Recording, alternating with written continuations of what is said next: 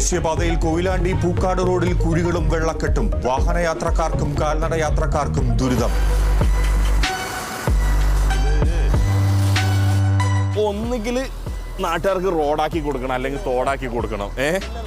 അതെ, ഇത് രണ്ടും ഉപകാരമില്ലാത്ത രീതിയിൽ പറ്റുമല്ലോ ജനങ്ങൾ.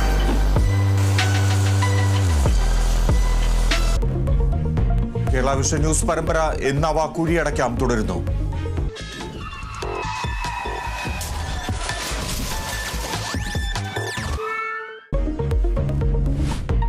പെരിയാറിലേക്ക് മാലിന്യമൊഴുക്കിയ കമ്പനിക്കെതിരെ കേസ്. നടപടി CG ലൂബ്രിക്കൻസ് എന്ന കമ്പനിക്കെതിരെ കേസ്. പ്രദേശവാസിയുടെ പരാതിയിൽ. മൂന്നാറിൽ പുഴയിലേക്ക് മാലിന്യമൊഴുക്കിയ ഹോട്ടൽ പൂട്ടിച്ചു പഞ്ചായത്ത്.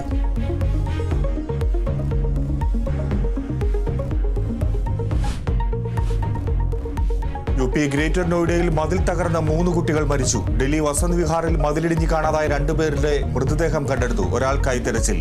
ഡൽഹിയിൽ തിങ്കളാഴ്ച വരെ കനത്ത മഴ തുടരും.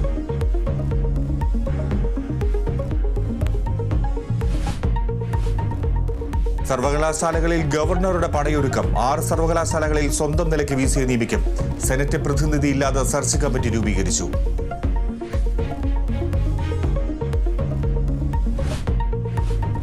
CPM കേന്ദ്ര കമ്മിറ്റിയിൽ കേരള ഘടകത്തിനെതിരെ വിമർശനം. തോൽവി വിലയിരുത്തുന്നതിൽ പോലും പിഴവ്.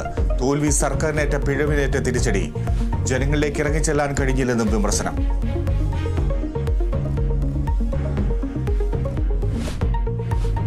T20 ലോകകപ്പിൽ ഇന്ന് കലാശ പോരാട്ടം. ഇന്ത്യ ദക്ഷിണാഫ്രിക്കയെ നേരിടും. മത്സരം രാത്രി 8-ന് കിങ്സ്റ്റൺ ഓവലിൽ. കോപ്പ അമേരിക്കയിൽ പരാഗ്വേക്കെതിരെ ബ്രസീലിന് തകർപ്പൻ ജയം.